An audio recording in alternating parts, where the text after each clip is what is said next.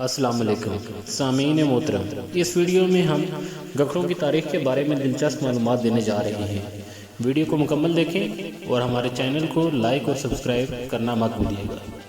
کسی قوم کو سمجھنے کے لیے ضروری ہے کہ اس کی گزشتہ تاریخ کا مطالعہ کیا جائے، جو کسی قوم کی زندگی کے تسلسل کے لیے ماضی و حال میں توازن قائم رکھتی ہے۔ یہ طے شدہ اور اٹل ہے کہ کل کی حکمران قوم آج کی زوال پذیر قوم کا درجہ حاصل کر لیتی ہے۔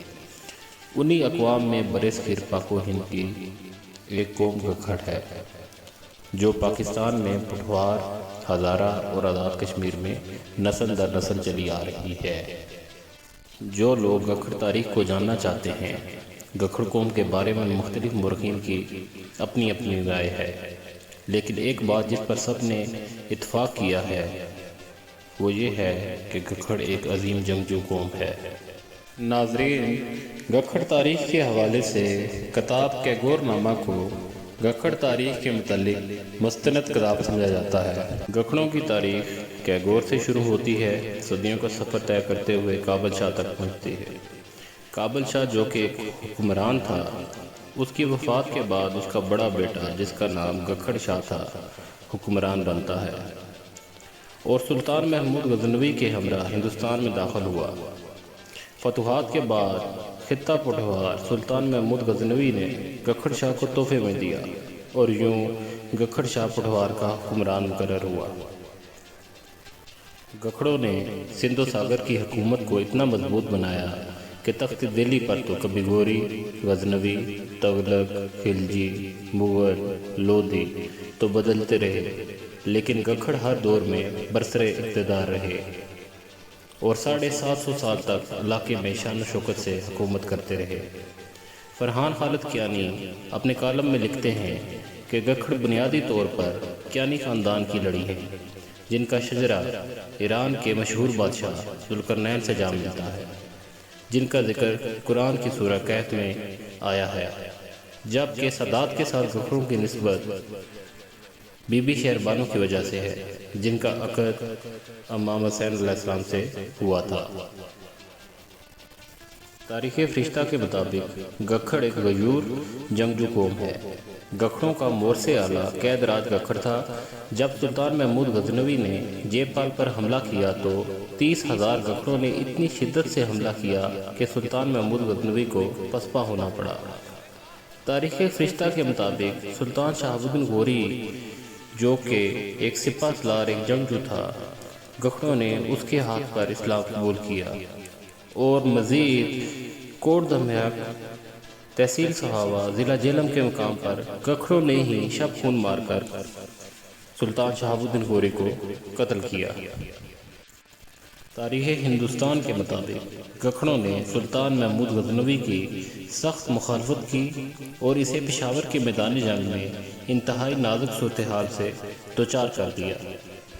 اقبال نامہ جہانگیری صفحہ نمبر 109 اور اکبر نامہ صفحہ نمبر 232 کے مطابق گکھڑ شاہ سلطان محمود غزنوی کا قریبی ساتھی تھا۔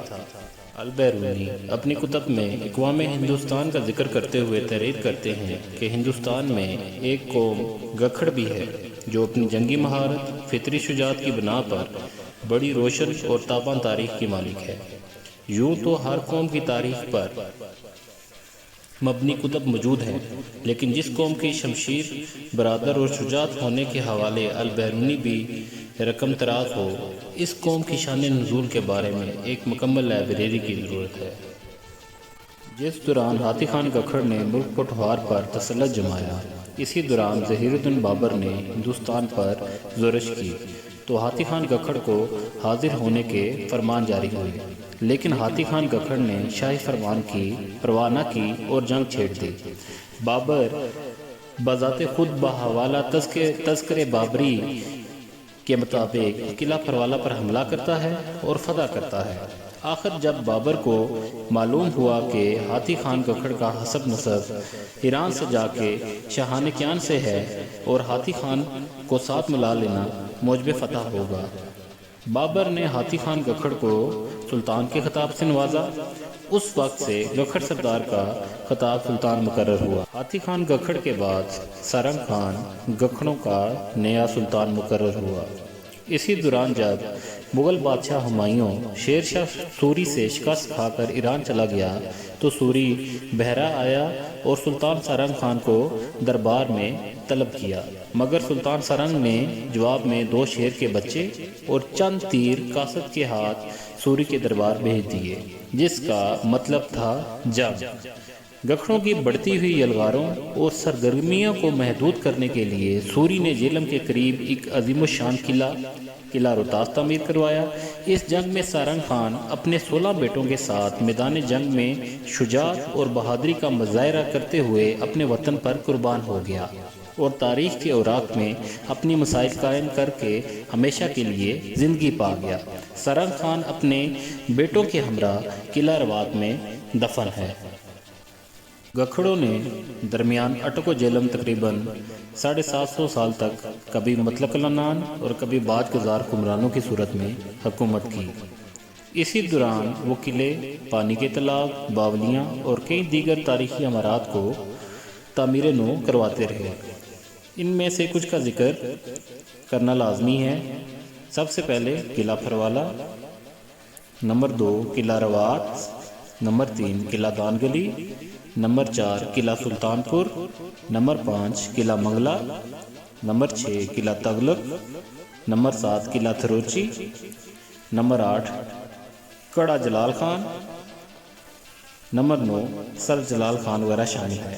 مزید معلومات اور تاریخ کو جاننے کے لیے ویب سائٹ gakkhads.org کو وزٹ کریں۔ اس کے ساتھ ہی ہماری آج کی ویڈیو مکمل ہوئی۔ ویڈیو میں اگر کوئی کمی رہ گئی ہو تو کمنٹ کے ذریعے اپنی رائے کا اظہار کریں۔